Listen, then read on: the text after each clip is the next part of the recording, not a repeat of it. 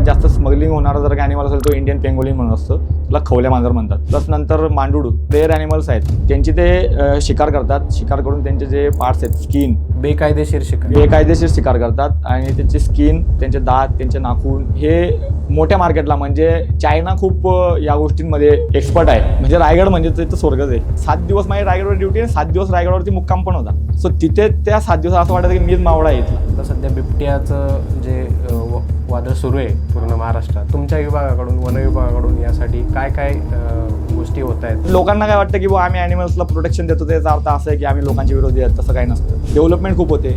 Development नंतर जंगल कमी होत आहेत, त्याच्यामुळे होतंय की त्यांची टेरिटरी कमी होत चालली आहे. आणि बिबट हा खूप हुशार प्राणी आहे. सध्या मी वनरक्षक या पदावरतीच आहे. ॲनिमल्सला कसं प्रोटेक्ट करणं, ॲनिमल्सला कसं रेस्क्यू करणं, या पण गोष्टी आम्हाला शिकवल्या जातात. फिजिकल टास्क असतात. लोकांना असं वाटतं की फॉरेस्ट जॉब हा खूपच ॲडव्हेंचरस जॉब आहे, पण रियालिटी काय सांगशील? Sometime adventurous, sometime risky, sometime thrill खूप आहे. एक क्रिमिनल होता, त्याला पकडायला आम्ही इथं म्हणजे तो ऑलरेडी आमच्या डिपार्टमेंटने पकडला होता, पण त्याची केस आमच्याकडे पण होती, तर त्याला आम्ही घेण्यासाठी जात होतो. सो त्याला घेऊन जाताना आम्ही फक्त 5 लोक, त्याचा वेगळा थापा आमच्यासोबत आमचा पिछा करत होता विथ वेपन. एक बिबटचं पिलू विहिरीत पडलेलं होतं. तुम्ही पिंजरा टाकला, वेट करावा लागतो की तो त्या पिंजऱ्यात येणार, पण सहजासहजी प्राणी येत नाहीत. सो त्यावेळेला आम्ही पिंजरा टाकला. बऱ्याच वेळेनंतर ते बिबटचं पिलू, घाबरलेलं पिलू त्या पिंजऱ्यामध्ये आलं. दरवर्षी माझ्या बॉडीचा एक ऑर्गन डोनेट करत असतो आफ्टर डेथसाठी. म्हणजे आता मी लास्ट इयर माझे आय डोनेट केले होते. आता ह्या वर्षी मी माझे हार्ट डोनेट केले. I don't want to be die in a accident or with any disease. I just want to go with the glory of nation. मित्रांनो, स्वागत आहे तुमचं पुन्हा एका नवीन व्हिडिओमध्ये, एक नवीन पॉडकास्टमध्ये असं म्हणू शकतो मी. आणि हा आपला दुसरा पॉडकास्ट आहे. आणि ह्या पॉडकास्टमध्ये जे गेस्ट आपल्याकडे आहेत तो माझाच मित्र आहे कॉलेजचा, डिप्लोमा इंजिनिअरिंगचा. आणि तो की आता गव्हर्नमेंटमध्ये म्हणजे सरकारी नोकरी त्याच्याकडे आहे. आणि वनविभागामध्ये तो कामाला आहे मागच्या 9 वर्षापासून. कामाला नाही म्हणू शकत मी, सेवेसाठी म्हणू शकतो. कामाला शब्द जरा जास्त ऑकवर्ड वाटतो. तर त्याची स्टोरी आणि वनविभागामध्ये तुम्ही कसे भरती होऊ शकतात, काय काय सिलेक्शन प्रोसेस असते, तयारी कशी करायची, ही सर्व माहिती आजच्या पॉडकास्टमध्ये ते आपल्याला सांगणार आहेत. तर अक्षय, स्वागत आहे तुझा माझ्या पॉडकास्टमध्ये. तर दुसराच पॉडकास्ट आहे आपला. आणि आता सर्वात आधी तर मला तुझी जर्नी ऐकून घ्यायला आवडेल, की मला तर माहिती आहे पण माझी जी ऑडियन्स आहे तिला माहिती नाही. तर आधीचा प्रवास म्हणजे यामध्ये वनसेवेमध्ये जाण्याच्या आधीचा प्रवास तुझा काय आहे तो मला सांगशील. त्यात तुझं इंट्रोडक्शन पण सांग आम्हाला, म्हणजे माझ्या ऑडियन्सला पूर्णपणे तुझी माहिती कळेल. माझं नाव अक्षय मोरे. मी वन विभागामध्ये मागच्या 9 वर्षापासून वनरक्षक या पदावरती कार्यरत आहे. मी आतापर्यंत कोकण रिजनमध्ये आणि आता सध्या नाशिक रिजनमध्ये, जळगाव जिल्ह्यामध्ये मी वनरक्षक या पदावरती कार्यरत आहे. आणि माझी जर का जर्नी विचारायची झाली तर माझं शालेय शिक्षण हे गावातच झालेलं आहे. आणि पॉलिटेक्निकला तर तू सोबतच होता, त्यामुळे तुला तर माहितीच आहे. तू ती जर्नी माझी खूप जवळून बघितलेली पण आहे. बरोबर. सो पॉलिटेक्निक नंतर मध्ये एक डाऊनफॉल आला. त्यानंतर ज्या दिशेला मला जायचं होतं म्हणजे MIDC वगैरे ह्या एरियामध्ये किंवा ऑटोमोबाईल सेक्टरमध्ये मला करिअर करायचं होतं, बट तिकडे काही झालं नाही. आणि त्यानंतर मग ती स्विच होऊन गव्हर्नमेंट जॉबकडे चालली गेली. सो त्याची एक वेगळी स्टोरी आहे, एक थरारक एक्सपिरियन्स आहे, तो आपण आज बोलूच पुढे. ओके. तर मला एक सांग की डिप्लोमा झाल्यानंतर तुला असा कुठला ट्रिगर पॉईंट मिळाला की ज्यामुळे तू डिसिजन घेतला की मी प्रशासकीय सेवेमध्ये जायला पाहिजे, म्हणजे गव्हर्नमेंटमध्ये जायला पाहिजे. आणि त्यासाठी तू सुरुवात कुठून केली? म्हणजे तू डायरेक्टली तर वनविभागामध्ये गेलेला नाही, बरोबर? तो प्रवास आम्ही बघितला आहे. तर तू अशी कुठली सुरुवात केली जेणेकरून तुला म्हणजे सरकारी भरतीची तुला आवड लागली की यात आपण गेलं पाहिजे आणि यामुळे आपलं जे कुटुंब आहे ते वरती येऊ शकतं, आपला विकास होऊ शकतो, असं तुला वाटलं? कुठला असं ट्रिगर पॉईंट होता की तुला डिप्लोमानंतर अचानकच असं वाटलं की नको आहे आता कॉर्पोरेट सेक्टरमध्ये नाही जायचं, आपल्याला इकडे वळायचं आहे? तसं तर आधी काही असं फिक्स नव्हतं की गव्हर्नमेंट सेक्टरमध्येच करायचे आहे. कारण मी मेकॅनिकलला होतो. मेकॅनिकलला असल्यामुळे मला ऑटोमोबाईल सेक्टरमध्ये खूप इंटरेस्ट होता, त्यामुळे मला तिकडे माझी जर्नी करायची होती. बट लास्ट इयरला माझ्यासोबत एक खूप मोठा इन्सिडन्स झाला कॉलेजमध्ये.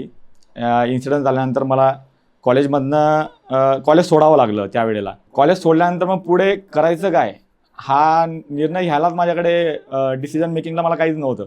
कारण एवढं सगळं स्वप्न घेऊन जे पाठीवरती घेऊन चाललो होतो ते अचानकच मागे सुटून गेलं, हातात काहीच राहिलं नाही. मग त्यानंतर मी ठरवलं की घरी जाऊन काहीतरी शेती वगैरे करायची. प्लस मी पोल्ट्री फार्म वगैरे यांच्या बिझनेसच्या मागे लागलो. त्यानंतर मी एक बिस्लरीची एजन्सी घेतली. ते बिस्लरी बॉटलच्या एजन्सीच्या मागे मी फिरलो बिस्लरी बॉटल विकण्यासाठी. ओके. देन सगळ्यात मोठा जर का टर्निंग पॉईंट आला तर माझा भाऊ त्याने आणला. तो बोलला तू खूप हुशार आहे, आम्हाला माहिती आहे. सो त्याने सांगितलं की तू गव्हर्नमेंट जॉबसाठी तयारी कर. आणि त्यातल्या त्यात मी जरा आर्मीशी खूप लगाव आहे मला. ओके. सो मला आर्मीमध्ये जायची खूप इच्छा होती. आणि माझी ते पण एक माझे आयडल आहेत विक्रम बत्रा. ओके. त्यांच्यामुळे मला आर्मीशी खूप लगाव आहे. सो मी आर्मीमध्ये जायचं ठरवलं. आर्मीच्या भरत्यांची प्रॅक्टिस सुरू केली. त्यात मी नेव्ही पण दिली, एअरफोर्स पण दिली. महाराष्ट्राची मी कुठलीच भरती दिलेली नव्हती याच्या आधी. ओके. मला एक सांग की हा कुठला पिरियड आहे की म्हणजे लाईक 2013-14 समथिंग जो पण काय असेल की डिप्लोमाचा इन्सिडेंट झाल्यानंतर की तू किती वर्ष तुझे जे ते बिझनेसेस वगैरे त्यामध्ये घातले आणि तयारीत किती वर्ष घातले? हा कुठला पिरियड आहे? माझ्यासोबत डिप्लोमाचा इन्सिडेंट झाला होता 5 डिसेंबर 2015ला. ओके. सो मी त्याला माझ्या लाईफमधला पहिले आधी मी ब्लॅक डे बोलत होतो. ओके. की माझ्या आयुष्यातला सगळ्यात ब्लॅक डे असं. बट तो मी व्हाईट बनवून टाकला नंतर. म्हणजे मला असं वाटलं की जे झालं ते खूप चांगलं झालं माझ्यासोबत. आपण जे म्हणतो ना आपण की जे होतं ते चांगल्यासाठीच होतं हो. In the end. सो ते तुझ्यासाठी चांगलं ठरलं. आणि मला त्या दिवसाचा एक इन्सिडेंट पण आठवतो ज्या दिवशी माझ्यासोबत ती गोष्ट झाली होती. ओके. आज तुम्ही सगळे फ्रेंड सर्कल होते आणि तुला पण तो आठवतच असेल. मी त्या दिवशी मी कुठलाच नर्वस नव्हतो. आणि त्यानंतर मी सगळ्या मुलांना माझ्याकडनं एक चहाची पार्टी दिली होती आणि बोललो होतो की ठीक आहे हा आपला शेवटचा दिवस आहे. आणि नंतर मग तिथून जो मी पिक केला तर मी नंतर 2 वर्ष कोणाच्याच कॉन्टॅक्टमध्ये नव्हतं. कॉलेजचे फ्रेंड वगैरे 2017पर्यंत 2017पर्यंत मी कोणाच्याच कॉन्टॅक्टमध्ये. मी 25 मे 2017ला मी फॉरेस्ट डिपार्टमेंट जॉईन केलं आहे. त्यावेळेला कॉलेजच्या मित्रांना माहीत पडलं की मी कुठेतरी लागलो आहे. नाही मी तोपर्यंत डायरेक्ट पूर्ण म्हणजे तो ब्लँक होतो लोकांपासून. शॅडो अभ्यास करत होता असं म्हणू शकतो. शॅडो ट्रेनिंग होती. शॅडो ट्रेनिंग म्हणू शकतो. सो तो इन्सिडेंट जेव्हा झाला त्यानंतर मी घरी आल्यानंतर पप्पांना ही गोष्ट माहीत पडली. पण पप्पांनी खचून न जाता मला बोललेत की आता काय करायचं. तर माझ्याकडे या प्रश्नाचं उत्तरच नव्हतं आता काय करायचं. सो मग मी तेव्हा त्यांना सांगायचो माझी प्लॅन सांगायचो मी, कारण मी आधीपासून चंचल होतो. सो मी सांगायचो मी पोल्ट्री फार्म टाकेल. सो मी त्यांना सांगायचो की मी शेतीमध्ये डेव्हलपमेंट करेल. नंतर मी बोललो की मी बिस्लरीची एजन्सी घेतली. मग हा प्रवास माझा जवळपास 3 ते 4 महिने माझे स्विच होत राहायचे प्लॅन, कारण लहानपण होतो, मन होतं. त्यामुळे प्लॅन असे रोज नवीन प्लॅन डोक्यात यायचे. सो एक दिवस माझा भाऊ जो स्पर्धा परीक्षा करणारा होता, तो आता पण स्पर्धा परीक्षा करतो. सो त्याने मला सांगितलं की ह्या सगळ्या गोष्टींमध्ये काही राहिलेलं नाही, तू गव्हर्नमेंटकडे चाल, गव्हर्नमेंटला पण तू चांगला अभ्यास कर, तुझी ग्रास्पिंग पॉवर खूप चांगली आहे. सो तू इथे स्टडी कर, इथे तू खूप फास्ट होशील. सो त्याच टायमाला मी गॅप सर्टिफिकेट देऊन 12वीला ॲडमिशन घेतलं. 12वीला ॲडमिशन घेतलं त्यानंतर मी 12वी चालू असताना मी कॉम्पिटेटिव्ह एक्झामचा स्टडी पण सुरू केला. प्लस त्यासोबत मी ग्राउंडचं पण प्रॅक्टिस सुरू केली, खूप हार्ड प्रॅक्टिस केली. सो मी आर्मीसाठी खूप जास्त ट्राय केलं होतं. मी त्यावेळेला आर्मीला मी नांदेडला पण भरती मारली 2016मध्ये. सो पण माझं तिथे तेव्हा वेट खूप कमी होतं, त्यांना 50 किलो वेट लागतं. सो त्यावेळेला मी 300 ग्रॅम वेटसाठी त्यांनी मला रिजेक्ट केलं होतं, थोड्यासाठी तेव्हा तिथं ओकलं होतं. देन मी नेव्हीला पण मग मी गोवाला INS गोमंतक म्हणून आहे, तिथे पण मी नेव्हीला मी पासआउट झालो. बट ऑल इंडिया मेरिटमध्ये 2 मार्क्सने तेव्हा राहिलो. नेव्हीला तो कुठल्या बेसिसवर अप्लाय केलं होतं? नेव्हीला मी 10च्या बेसिसवरती अप्लाय केलं होतं. आर्मीला कुठल्या बेसिसवर? आर्मीला 12च्या बेसिसवरती. ओके. सो तुम्हाला एकच सांगू इच्छितो की 12th 10th यावर पण तुमच्याकडे संधी आहेत, फक्त तुम्ही लक्ष घालत नाही, हाच विषय. ओके. म्हणजे तुम्ही 10th वर पण नेव्ही अटेम्प्ट करू शकता, त्यानंतर 12th वर पण करू शकता, आणि सेम आर्मीचं पण आहे. आता पुढचा प्रवास सांग मला, त्यानंतर पुढे काय झालं?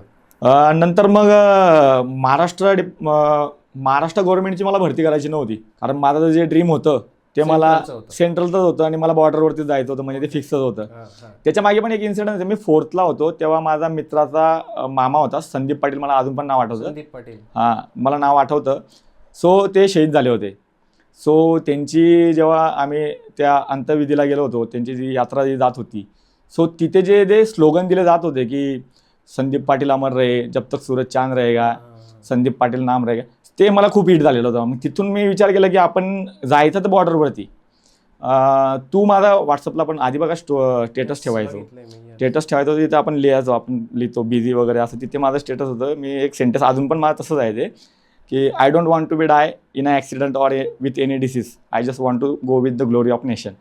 सो त्या गोष्टी माझ्यासाठी खूप इम्पॉर्टंट होत्या. बट अनफॉर्च्युनेटली मी त्या इतकं ट्राय करून पण मी होऊ शकलो नाही तिथं. सो एक मार्गदर्शक म्हणून एक व्यक्ती माझ्या आयुष्यात आलेत. त्यांचं ड्रीम होतं फॉरेस्ट डिपार्टमेंटमध्ये जाणं. ओके, त्यांचं नाव डिस्क्लोज करू शकतो? हा, नक्कीच सांगू शकतो त्यांचं नाव, आणि सांगायला पण पाहिजे मला तरी वाटतंय.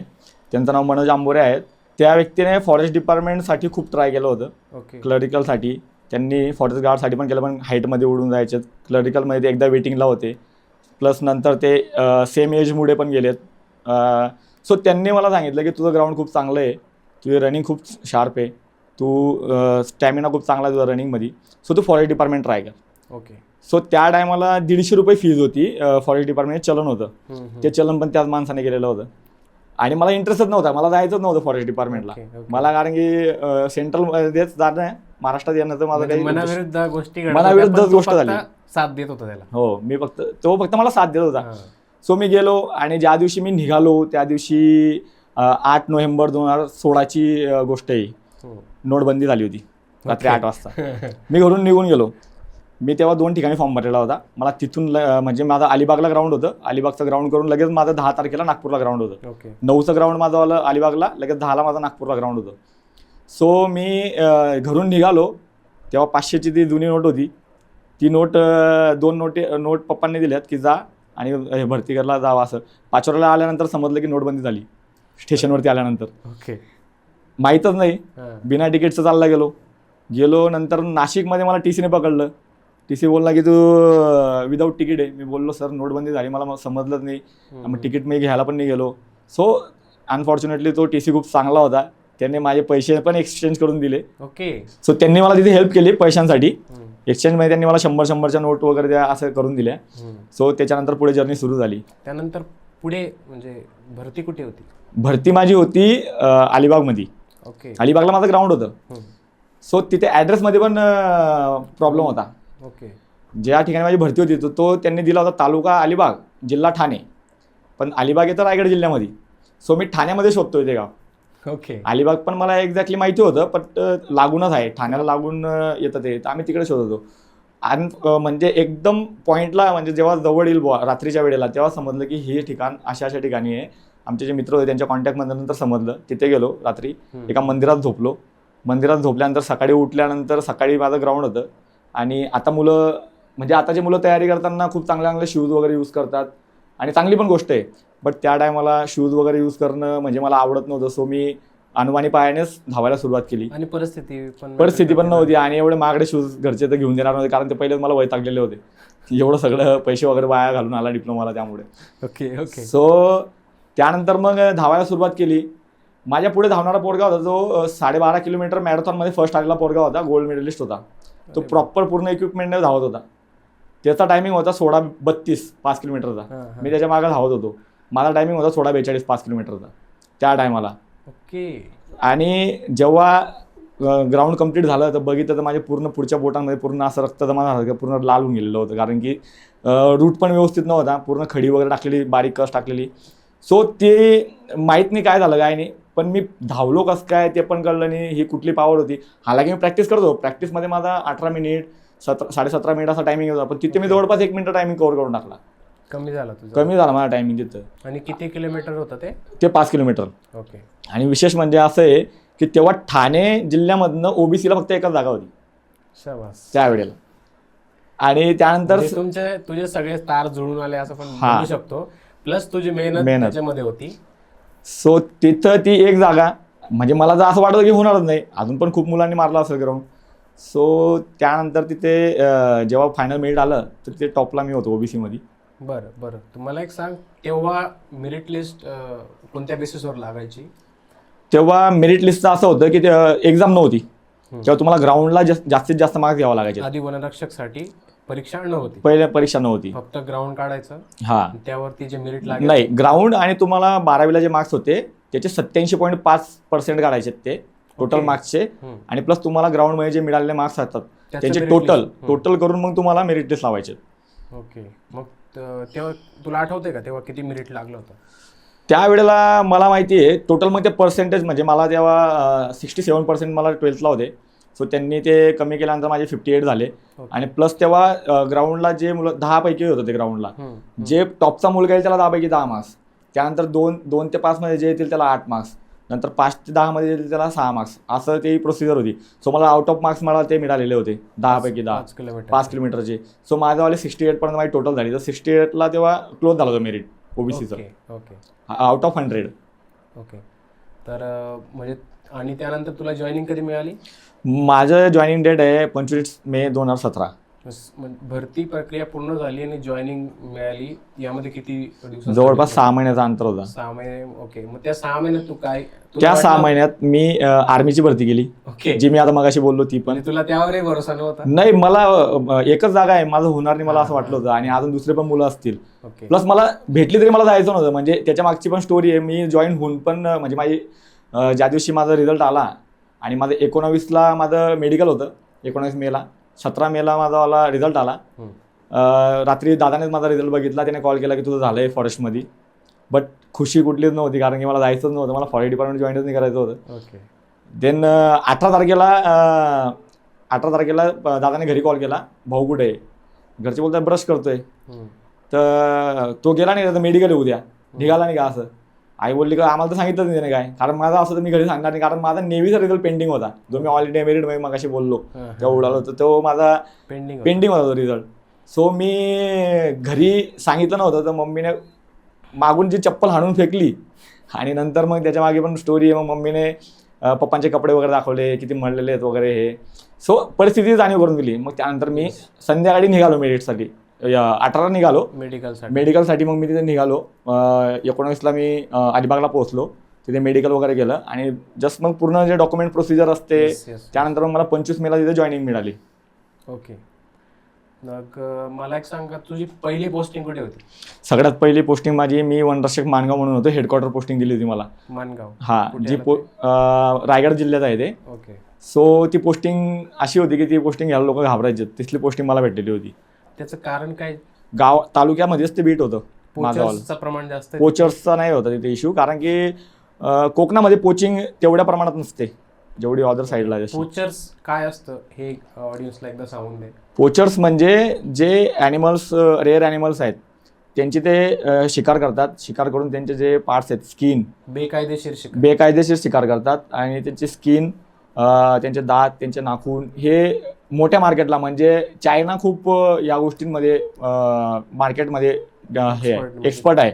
सो चायना या गोष्टींची मागणी करतं. तर चायनामध्ये याच्या स्मगलिंग होतात ब्लॅकमध्ये. त्यात सगळ्यात जास्त स्मगलिंग होणारा जर काही ॲनिमल असेल तो इंडियन पेंगोलिन म्हणून असतं, त्याला खवल्या मांजर म्हणतात.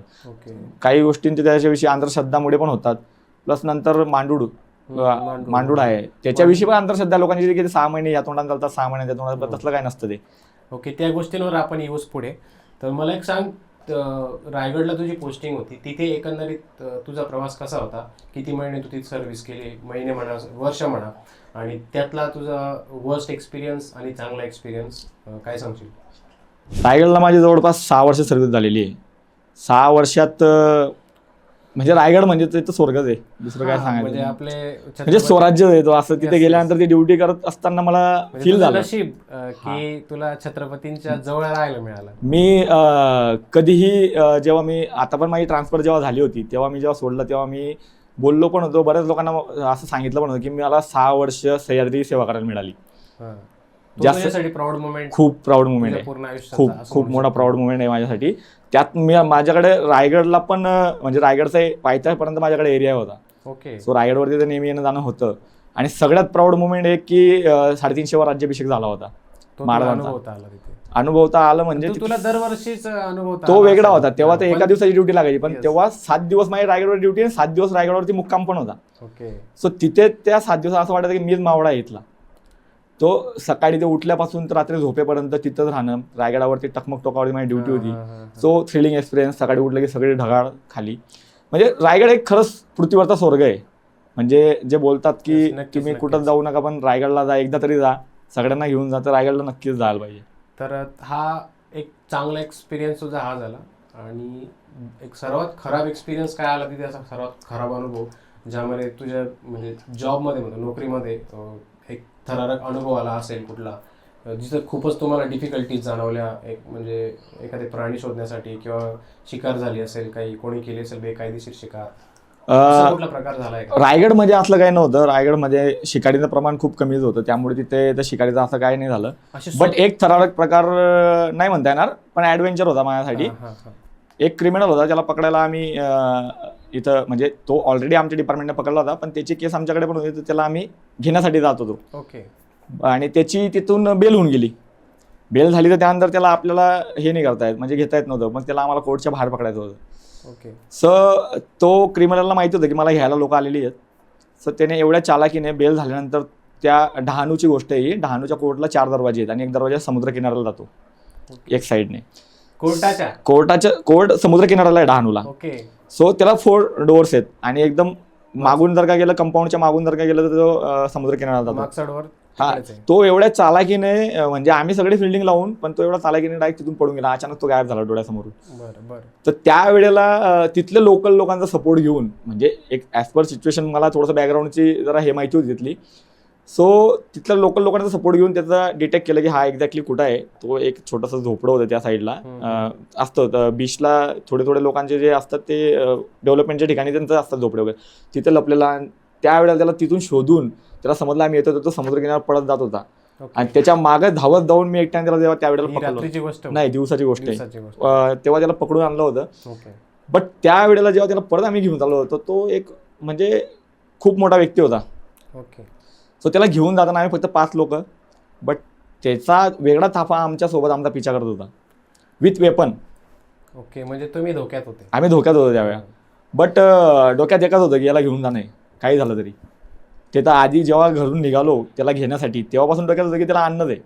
त्यावेळेला आमचे सिनियर्स बोलले की म्हणजे त्याला पकडायच्या आधी की तो पडून गेला तर तू काय करायचं. म्हटलं सर कुछ भी हो जाए इसको तो लेके आएंगे, हे तो चाहिए ही चाहिए. जर हा मिळाला तर याच्यावरती एवढ्या केसेस आहेत तर त्याच्यामुळे आपल्या डिपार्टमेंटला खूप मोठा हे होणार, प्राऊड मुवमेंट पण होणार आहे. सो त्यावेळेला आम्ही त्याला पकडून आणला होता. म्हणजे जेव्हा ते लोक सगळे आमच्या मागे येत होते ना, त्यावेळेला वाटत की आपण करतो काय. तुम्ही तुमचा जीव धोक्यात घालून त्या माणसाला घेऊन आलो. ओके. त्यानंतर तुझी पोस्टिंग आता कुठे, म्हणजे 6 वर्ष त्यानंतर तिथे झाले? मी आता सध्या वनरक्षक राजुरा म्हणून कार्यरत आहे. राजुरा? हा, ते मुक्ताईनगर तालुका, जिल्हा जळगाव. ओके. त्या मला ऑडियन्सला राजुराबद्दल काय सांगशील तू? आता सध्या जिथे तू काम करतोय त्या एरियाबद्दल काय सांगशील तिथे, म्हणजे त्याचे पॉझिटिव्हज जे काय असतील? तो ज्या ठिकाणी मी आता सध्या ड्युटी करतोय त्या एरियामध्ये सातपुडा पर्वतरांग आहे. म्हणजे आम्हाला लागून लगेच पुढे MP बॉर्डर येते. ओके. सो तिथं बॉर्डर सोबत इकडच्या तिकडच्या लोकांचं येणं जाणं कॉरिडॉरच आहे. प्लस तिथे ॲनिमल्स खूप आहेत, म्हणजे वाईल्ड ॲनिमल खूप आहेत तिथं. तर त्यांचं तिथे आम्हाला महसूल एरिया पण आहे. सो कधी कधी काय होतं की आमचे ॲनिमल्स महसूल एरियामध्ये आल्यानंतर मग लोकांना त्याचा त्रास होणार आहे, कारण की हार्बिवॉरस असल्यामुळे ते शेतीचं त्याचं नुकसान करतात. बरोबर. बट लोक पण तेवढेच सपोर्टिव्ह आहेत, लोक पण समजून घेतात. त्यांनी पण त्यांच्यासोबत जीवन जगणं शिकून घेतलेलं आहे. ओके. सो असलेच काहीतरी प्रकार येत असतात समोर. पण आमच्या डिपार्टमेंटचं आहे ना एक स्पेसिफिक गोष्ट नाही सांगता येणार. आम्हाला रोज नवीन काहीतरी असतं. ॲडव्हेंचरस जॉब आहे. ॲडव्हेंचरस पण म्हणता येईल, फिजिकली पण टास्क असतात, कधी कधी मेंटली असतात. ओके. म्हणजे आम्हाला ॲज पर सिच्युएशन वागावं लागतं. ओके. तर मला एक सांग की आतापर्यंत असं कधी झालंय का की तुम्हाला लोकल्सनी सपोर्ट केलेला नाही कुठल्या गोष्टींमध्ये? म्हणजे तुम्ही जिथे काम करताय आता सध्या तू राजुरामध्ये, असं कधी झालंय का तिथे तिथल्याच लोकांनी शिकार केलेली आहे? नाही, असं तर नाही झालंय. लोक तर नाही करत तिथले शिकार, कारण की त्यांना माहिती आहे फॉरेस्ट डिपार्टमेंटचे रूल किती स्ट्रिक्ट आहेत असं. सो लोक घाबरतात. ओके. ओके. तर यानंतर मला सांग, राजुरामध्ये एखादी असा ॲडव्हेंचरस मोमेंट झालेला आहे का की तो की आता लाईफ टाईम लक्षात राहील तुझ्या? असे बरेच एक्सपिरियन्स झाले. राजुरा हे एक बीट आहे, ते फक्त माझ्याकडे येतं. पण माझे सिनियर्स म्हणजे RFO असतात, आमचे रेंज फॉरेस्ट ऑफिसर, त्यांच्याकडे असतात. आमची रेंज असते, आमच्या रेंजचं नाव वडोदा रेंज आहे. ओके. हां. सो एकदा MP मध्ये कोचिंग झालेली होती.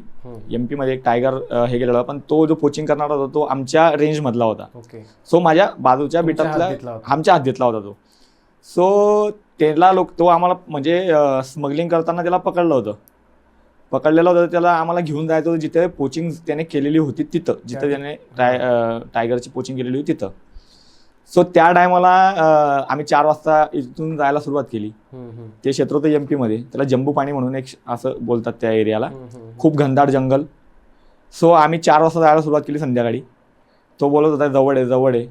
आणि तो लोकल असल्यामुळे आम्हाला हे पण वाटत होतं की हा आजूबाजून त्याचा सपोर्ट घेऊन नंतर हे पण करेल. चुकीच्या जागेवर घेऊन जाईल आपल्याला. सो आम्ही 5 लोक, एक आरोपी, आम्ही चाललोय. तो रस्ता व्यवस्थित दाखवत नाही, तर तो आता त्याच्याच रस्त्याने आम्हाला जाणार आहे कारण की त्याला माहिती आहे MP मधला रस्ता आम्हाला माहित नाही.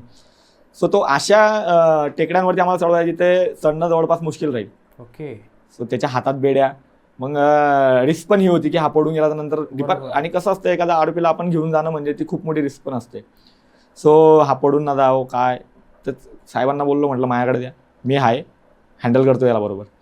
सो आम्ही त्या 4 वाजता जी चालायला सुरुवात केली, त्यानंतर आम्ही रात्री पावसाचे दिवस होते, तर पाऊस पण वरून चालू, आम्ही टेकड्या चढतोय, तर 7 पुड्यामधून आम्ही जवळपास 3 पुढे आम्ही ओलांडून पुढे गेलो. ओके.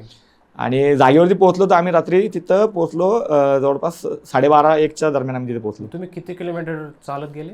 किलोमीटरचा अंदाज पण नाही लावता येणार, ओके. पण हवाई अंतर जर का काढलं तर एक 5 ते 7 किलोमीटर असेल हवाई फक्त. बट ते चढण्याला त्याला 15 ते 20 किलोमीटर तुम्ही ट्रॅव्हल केलं? हो, जास्त, चालत. त्यात बी अवघड क्षेत्र. सो तिथून नंतर ते लोकेशन बघितलं, तिथे आम्हाला काही त्यांचे अवशेष वगैरे भेटले, ते आम्ही हे केले, सील केलेत, आणि प्लस त्याला तिथून ते रिटर्न आणलं. बट आता हे सांगायला खूप मोठं नाही वाटणार आहे, बट ती रात्र जगण्यासाठी तुम्ही जे फील केलंय ते खूप थ्रिलिंग होतं. पूर्णपणे अंधार, ॲनिमल्स आहेत आजूबाजूला, प्लस त्यांचे लोक पण येऊन आमच्यावरती अटॅक करू शकतात, प्लस आमच्याकडे वेपन नाही, आणि परिस्थिती अशी की आम्ही जेवलो नाही, काय नाही, पाणी नाही, काहीच नाही, प्लस तसंच त्याला घेऊन जाणं आहे. आणि दुसरी गोष्ट म्हणजे तिकडून रिटर्न पण नाही, रस्ते माहीत नाही, तो आम्हाला रस्ता पण व्यवस्थित दाखवणार नाही. सो आणि रेंज नाही फोनला, पहिली गोष्ट म्हणजे फोनला काहीच नाही, आणि खूप घनदाट जंगल, म्हणजे चालायचं राहिलं तर पुढे हाताने तुम्हाला सगळे ते झाडी वगैरे साईडला करत चालणं आहे. त्यात पहाडी एरिया म्हणजे पाय सटकला की खाली, म्हणजे एक पायवाट फक्त चालायला, तिथून पाय सटकले खाली, म्हणजे ती रात्र जगणं म्हणजे असं आहे ना, त्यासाठी तुम्हाला वैराची रात्र, आणि तुमचं काडीत दगडाचं पाहिजे, ते पण एवढं मोठं पाहिजे. बरोबर. कारण एवढी थ्रिलिंग, म्हणजे आजपर्यंत माझ्या लाईफचा सगळ्यात जास्त थ्रिल तिथं होता. ओके.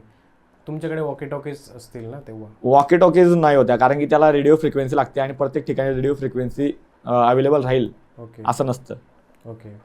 म्हणजे आम्ही ठरवलं पण नव्हतं की त्याने जेव्हा आम्हाला सांगितलं की लोकेशन इथंच आहे, तर आम्हाला वाटलं की जवळच आहे, बट ते जात एवढ्या लांबपर्यंत चाललं गेलं. ओके. आता मी जरा दुसऱ्या मुद्द्यावर येतो. आता सध्या तुमच्याच विभागाशी जुळून येतो. आता सध्या बिबट्याचं जे वादळ सुरू आहे महाराष्ट्रात, खास करून आमच्या विभागामध्ये, लाईक राजगुरुनगर, नाशिक, संगमनेर. हो. तर याबद्दल तुझं काय मत आहे, आणि तुमच्या विभागाकडून, वन विभागाकडून यासाठी काय काय गोष्टी होत आहेत जेणेकरून हा सगळा प्रकार कमी करण्याचा तुम्ही प्रयत्न करताय? खरं तर ज्या घटना होत आहेत त्या खरंच खूप दुर्दैवी आहेत. बरोबर, कारण की खूपच त्यात लहान मुलांचा सुद्धा मृत्यू झालेली आहे. तर ती दुर्दैवी घटना आहेत, पण त्यासाठी फॉरेस्ट डिपार्टमेंट सक्रिय असतं, पण ते लोकांना कळून नाही येत. कारण काय, आमचं डिपार्टमेंट पोलीस डिपार्टमेंट सारखं काम नाही करत. म्हणजे पोलीस डिपार्टमेंटचं माणसं सांगू शकतात या लोकांनी काय केलं. बरोबर. आमचं कसं आहे, आम्ही ॲनिमल्ससाठी काम करतो. बरोबर. आमचे ॲनिमल्स येऊन सांगणार नाही आम्ही त्यांच्यासाठी काय करतोय असं. बट लोकांना काय वाटतं की आम्ही ॲनिमल्सला प्रोटेक्शन देतो, त्याचा अर्थ असं आहे की आम्ही लोकांच्या विरोधी आहेत. तसं काही नसतं. आम्हाला खूप सहानुभूती असते, आम्ही पण माणसंच आहोत. बरोबर. आणि साहजिकच आहे, आपल्या घरातल्या एक व्यक्ती सोबत असं काही झालं, त्यानंतर लोकांचा राग, संताप वाढणं हे तर साहजिक आहे, आक्रोश वाढणं डिपार्टमेंटवरती साहजिक आहे. बट लोकांना असं वाटतं की आम्ही काम नाही करत, तसं नाही आहे. आमचं काम दिसून नाही येत लोकांना. आम्ही पिंजरे लावतो, आम्ही ॲनिमल्स, असं म्हणजे आता पिंजरा इथे लावला तर बिबट तिथे येऊन बसणार असं नसतं काही. ती तर काय, म्हणजे ते कोणी एक्सपेक्ट पण नाही करू शकत. त्याला एक रेखी असते, आणि ती रेखी लगेच नाही होत. त्याचा येण्या जाण्याचा मार्ग कुठला आहे, त्याचा सध्या तो राहतो कुठं, रात्री कुठं असतो, दिवसा कुठं असतो, पूर्ण स्टडी करावा लागतो. त्यानंतर तुम्हाला त्या पूर्ण एरियाची रेखी करावं लागते, तिथे कॅमेरा ट्रॅपिंग करावं लागते. त्यानंतर तो बिबट ज्याने हल्ला केला आहे तर तोच बिबट आहे का ते ओळखावं लागतं. बिबट याच्या शरीरावरती काही ठिपके असतात, आणि टायगरच्या शरीरावरती स्ट्राईप्स असतात. जसे आपले फिंगरप्रिंट्स असतात माणसांचे, तसं ते पण त्यांचेवाले वेगवेगळे असतात, वेगळा शेप बनवलेला असतो.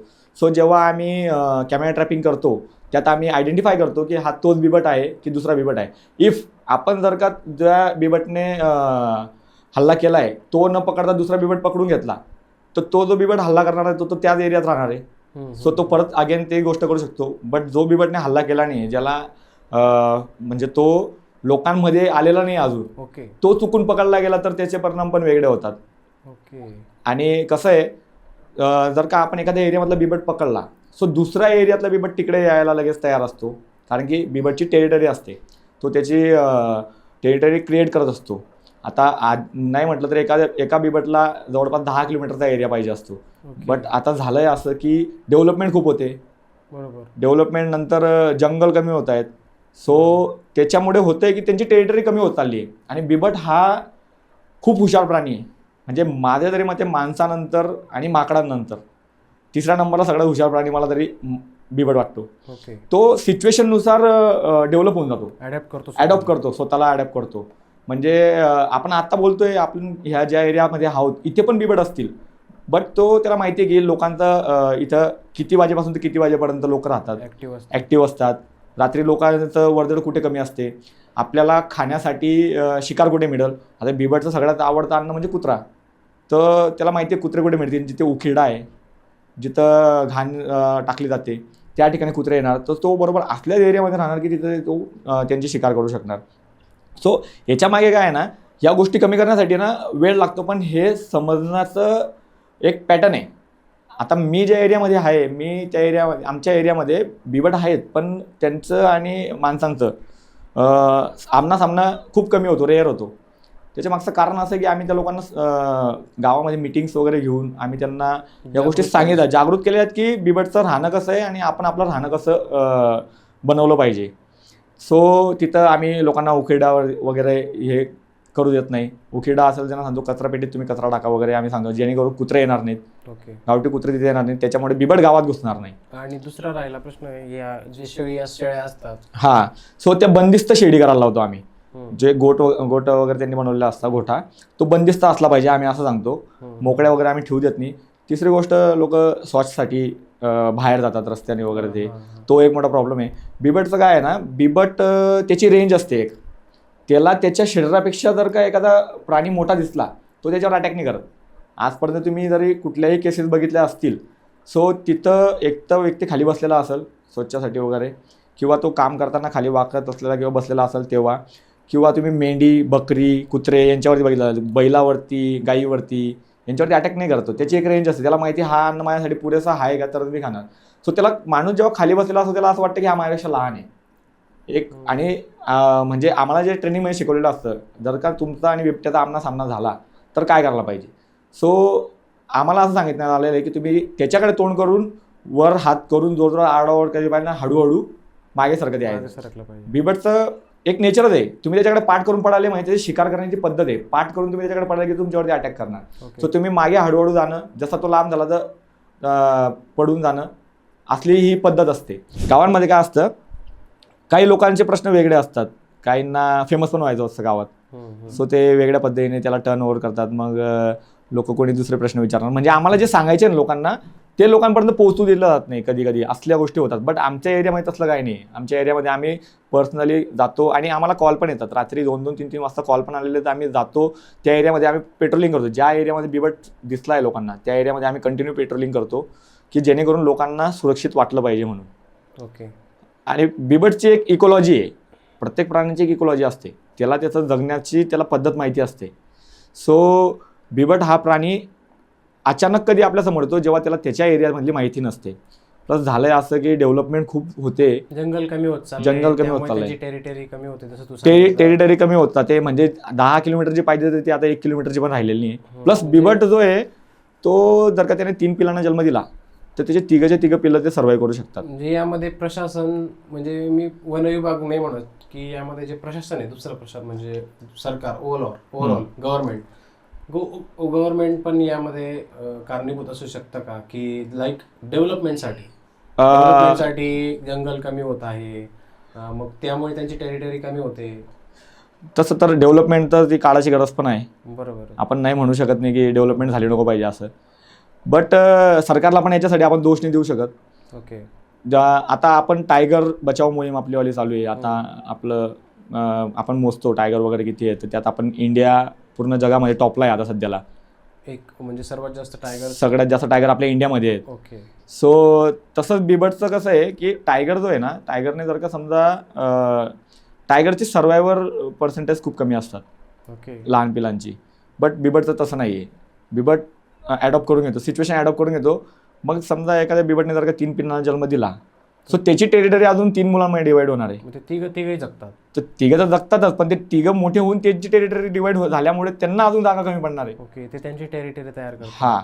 आणि मग जेव्हा तो दुसऱ्या एरियात जातो, तर दुसऱ्या एरियात गेल्यानंतर त्याला माहीत नसतं की आपल्याला खायला कुठे मिळणार आहे, आपल्याला पाणी कुठे मिळणार आहे, लोक किती वाजता ॲक्टिव्ह असतात, लोकांचा येण्याचा रस्ता कुठला असतो. आणि अशा वेळेला तो म्हणजे आपण अशिक्षित बिबट जो असतो तो लोकांच्या समोर येऊन जातो अचानक, आणि त्याच्यामुळे ह्युमन आणि ॲनिमल कॉन्फ्लिक्ट वाढत असतात. ओके, हा त्याच्या मागचा सगळ्यात मोठा रिझन आहे. याच्यामध्ये अजून एक रिझन असू शकतं का की बिबट्यांची वाढती संख्या याला कारणीभूत असू शकते. म्हणजे त्यांची संख्या वाढते आणि संख्या वाढल्यामुळे टेरिटरी कमी होत चालली दिवसेंदिवस, आणि त्यामुळे ते आता म्हणजे रहिवास जो भाग आहे त्यात शिरायला सुरुवात करत आहे, असं कारण असू शकतं का? हो, तसंच कारण आहे. कारण की त्यांना जर काही एरिया राहणार नाही, आता पोट तर त्यांना पण आहे, ते तर शिकार करण्यासाठी तर स्प्लिट होणारच आहेत, जाणारच आहेत. आणि प्लस जे आता तुम्ही जुन्नर वगैरे साईडचा जो बोललेत विषय, सो ह्या एरियामध्ये ऊस खूप आहे. सो आणि आपलं एक फार्मरचं एक असतं शेतकऱ्याचं की डोक्याबरोबर ऊस झाला की त्यानंतर तो जवळपास कमी शिरतो ऊसामध्ये. सो त्याला तिथं त्याचं घर बनवण्यासाठी त्याला खूप चांगली गोष्ट होऊन जाते बिबटला, कारण की तिथे माणसांचं येणं जाणं कमी होतं. तर तिथे त्याची वाली पिल्लं ऊस कटाई होईपर्यंत पिल्लं बऱ्यापैकी मोठे होऊन जातात. आणि जेव्हा फार्मर ती कटाईला वगैरे जातात तर तेव्हा अचानक बिबट त्यांच्या समोर येतो, तर त्याच्यामुळे पण ह्युमन आणि ॲनिमल कॉन्फ्लिक्ट वाढत असतात. ओके, तर तू आता माझ्या ऑडियन्सला काय सांगशील की या जो प्रकार होतोय यामधून तुम्ही काय सेफ्टी प्रिकॉशन्स घेतले पाहिजे, तुम्ही काय असं तू काय सांगशील त्यांना की जेणेकरून ते या गोष्टीमधून वाचू शकतील? जर आपण खेड्यागावांकडे जर का विचार केला तर जेव्हा आपण पहिले तर बाहेर शौचला जाणं बंद करायला पाहिजे. दुसरी गोष्ट, तुम्हाला रात्री लाईट असतात आपल्याकडे ज्या पाणी भरण्यासाठी शेतात. सो रात्री जेव्हा तुम्ही जाता तर ग्रुपने जा, हातात काठी ठेवा, मोबाईलमध्ये जोरजोरात गाणे वाजवा, जोरजोरात बोलत राहा, जेणेकरून बिबट्याला कळलं पाहिजे की कोणीतरी येतंय. बिबट पण खूप घाबरट प्राणी आहे. तो आपल्या यायचं त्याला जर का समजलं की आपण येतोय तर तो जागेवरून पलायन करतो, ॲक्टिव्ह होतो आणि पलायन करतो. त्याला पण माहिती आहे की आपल्याला धोका आहे या गोष्टीपासून. नंतर जे तुमचे ॲनिमल्स आहेत ते एक बंदिस्त गोठ्यामध्ये ठेवा. नंतर तुम्हाला लहान मुलं जे आहेत त्यांना कमीत कमी शेतामध्ये घेऊन जा, आणि जर एकटं तर सोडूच नका, मागे सोडू नका. प्लस बिबट जर अचानक समोर आला तर त्याला घाबरून जाण्यापेक्षा त्याच्या समोर उभं राहून हात वर करून जोरजोर आरडाओरड करा आणि हळूहळू मागे सरकत राहा. ओके. आणि तिसरी गोष्ट म्हणजे गावामध्ये उकिरडा वगैरे कचरा वगैरे टाकू नका, जेणेकरून गावठी कुत्रे किंवा गावठी डुक्कर हे गावाकडे येणार नाहीत आणि त्यांच्या शिकार करण्यासाठी बिबट त्यांच्या मागे येणार नाही. ओके. आणि राहिली दुसरी गोष्ट, तर जेव्हा आपण काम करतो शेतामध्ये, तर समजा फिमेल काम करत असतील तर त्यांच्या मागे एक मेल तरी असला पाहिजे की त्यांनी लक्ष ठेवलं पाहिजे आजूबाजूला. आणि काम करत असताना आपण वाकून काम करतो, थोड्या वेळाने वर डोकावून बघत राहायचं, आणि काम करत असताना मोबाईल वगैरे साऊंड वगैरे चालू ठेवायचं, जेणेकरून त्याला समजलं पाहिजे की कोणीतरी इथं आहे. बरं अक्षय, मला एक सांग, आता तुला जेव्हा पोस्टिंग मिळाली, तुला जेव्हा जॉईनिंग लेटर मिळालं, तर यानंतर तुझी फॅमिलीची रिॲक्शन काय होती? पहिले तुला सांगितलं मी फॅमिली रिॲक्शन काय होती, बट जेव्हा मी ती नोटीस केली ती तेव्हा जेव्हा मी जॉईनिंग केल्यानंतर घरी आलो, मी माझी युनिफॉर्म वगैरे शिवायला टाकली आणि युनिफॉर्म घेऊन माझा भाऊ आला, आणि जेव्हा मी फर्स्ट टाईम माझी युनिफॉर्म पाहिली, सो त्या टायमाला मी ती जेव्हा घालून बाहेर निघालो तेव्हा आई आणि वडील हे दोघं, म्हणजे त्यांच्या तोंडावर तर ते हसू बघूनच ते आपल्याला जे प्राऊड फील होतं ती खूप वेगळी असते. त्यांना फक्त काय गव्हर्नमेंट जॉब लागला एवढंच त्यांना जास्त इम्पॉर्टंट होतं, त्यात युनिफॉर्मवाली जॉब मिळाली तर त्यांना अजून जास्त प्राऊड फील होतं. म्हणजे पप्पा माझे किराणा दुकानावरती कामाला होते. त्यानंतर माझे पप्पा जेव्हा माझ्या न्यूजपेपरला जेव्हा माझं नाव वगैरे येतं काही एखाद्या केसमध्ये वगैरे, तर माझे पप्पा लोकांना प्राऊडली सांगतात की माझा मुलगा असं छाती ठोकून सांगतात. आणि बरोबर, म्हणजे प्रत्येक वडिलांसाठी ती प्राऊड मोमेंट असते. आणि नक्कीच तुझ्या आई आणि वडिलांच्या डोळ्यात पाणी आलं असेल जेव्हा तुला त्यांनी वर्दीत बघितलं असेल, कारण की ते प्रत्येक आई वडिलांचं स्वप्न आहे त्यांचा मुलगा कुठल्या तरी सरकारी नोकरीला लागला पाहिजे, भलेही वर्दीत नसो पण कुठली का असे ना सरकारी सेटल झाला पाहिजे, त्याच्या आयुष्य सेटल झाला पाहिजे, हाच एम असतो. तर अक्षय, आता मला सांग की तुला जेव्हा पोस्टिंग मिळाली त्यानंतर ट्रेनिंग कशी झाली, किती महिन्यांची झाली, आणि त्यामध्ये तुझं आता पोस्ट काय, पद कोणतं आहे, आणि तुमचं काम कसं असतं, डेली रुटीन कसं असतो? माझी ट्रेनिंग शहापूर म्हणून एक गाव आहे ठाणे जिल्ह्यातलं, त्या ठिकाणी माझं ट्रेनिंग सेंटर आहे, शहापूर ट्रेनिंग सेंटर. तिथे माझी 6 महिने ट्रेनिंग झाली. 6 महिन्याच्या ट्रेनिंगमध्ये आम्हाला 16 सब्जेक्ट असतात. त्यात आमचे फॉरेस्टचे लॉ जे असतात, वन्यजीव अधिनियम 1972, भारतीय वन अधिनियम 1927. सो असले आमचे काही लॉ असतात, त्यांना शिकवलं जातं. प्लस ॲनिमल्सला कसं प्रोटेक्ट करणं, प्लस ॲनिमल्सला कसं रेस्क्यू करणं, ह्या पण गोष्टी आम्हाला शिकवल्या जातात. फिजिकल टास्क असतात. अशा प्रकारची 6 महिन्याची आमची ट्रेनिंग असते. आणि सध्या मी वनरक्षक या पदावरतीच आहे. रुटीन आमचा वनरक्षकांचा असा असतो की सकाळी उठल्यानंतर पहिले फॉरेस्टमध्ये जाणं. फॉरेस्टमध्ये जाऊन जे आपण अशी एखादी ॲक्टिव्हिटी झाली आहे का जी आपण काल बघून आलो ती आज झालेली नाही अशी. नंतर वॉटरपॉट जे असतात, म्हणजे पाणवठे बनवलेले असतात आम्ही फॉरेस्टमध्ये, तर उन्हाळ्यामध्ये ते त्याच्यात पाणी आहे की नाही आहे, त्यात पाणी टाकावं लागेल. म्हणजे आमचे कामं भरपूर प्रकारची आहेत, नुसतं एक काम नाही आहे. रोजचं काम वेगळं असतं. म्हणजे फॉरेस्ट डेव्हलपमेंट पण आहे, प्लस त्यानंतर स्मगलिंग थांबवणं, पोचिंग थांबवणं, ट्री कटिंग थांबवणं, प्लस जे आमचे प्राणी काही रेस्क्यू आम्हाला करावं लागतात.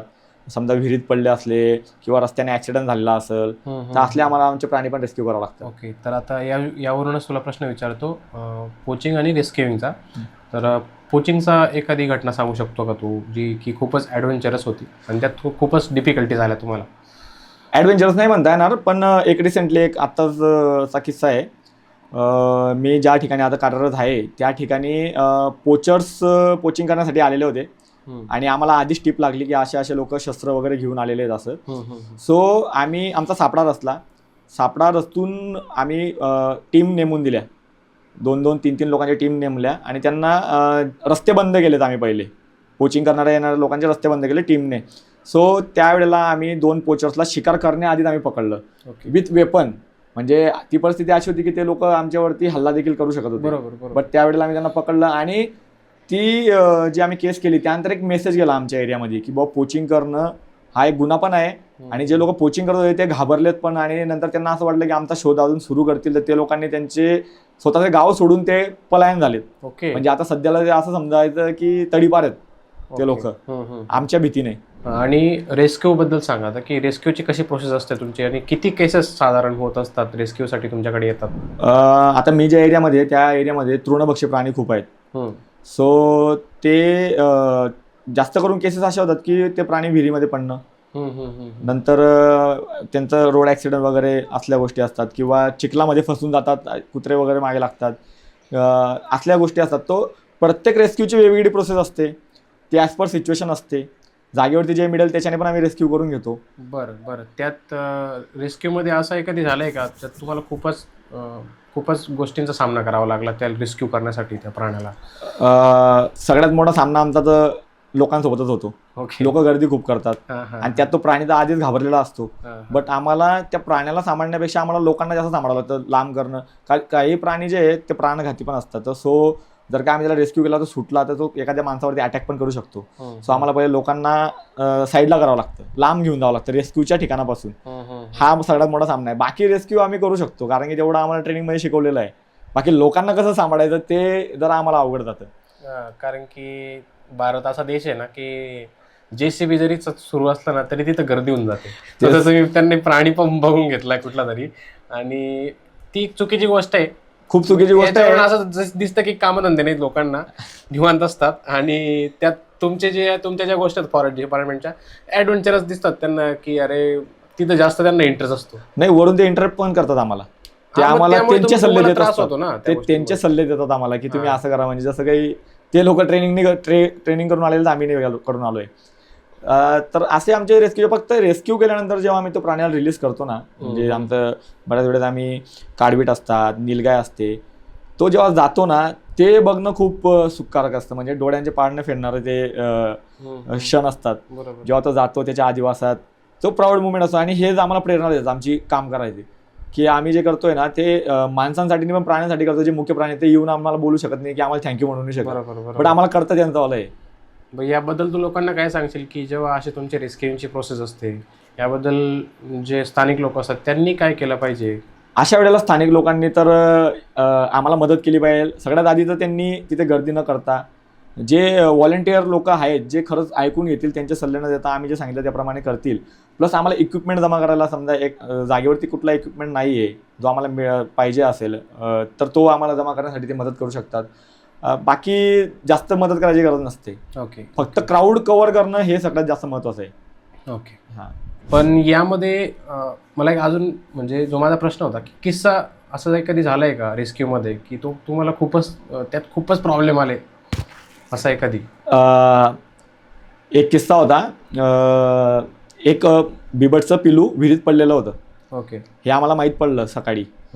तर ते पिल्लू पडलेलं असल्यानंतर मग आम्ही तिथे जागेवरती गेलो.